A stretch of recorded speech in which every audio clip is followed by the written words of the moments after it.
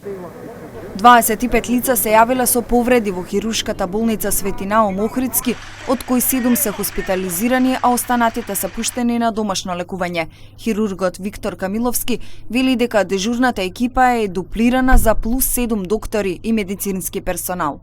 Се работи за тешки скршеници на подколениците, односно на скочните зглобови, за отворени фрактури се работи.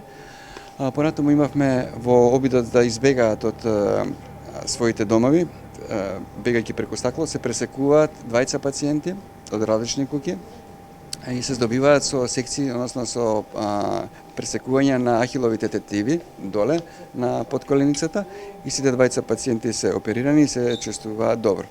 И во останатите градски болници се пријавиле граѓани со повреди. Во болницата 8 септември 5 лица, во Свети Наум Охридски 12 и во ургентниот центар на клиниките Мајка Тереза 5 лица.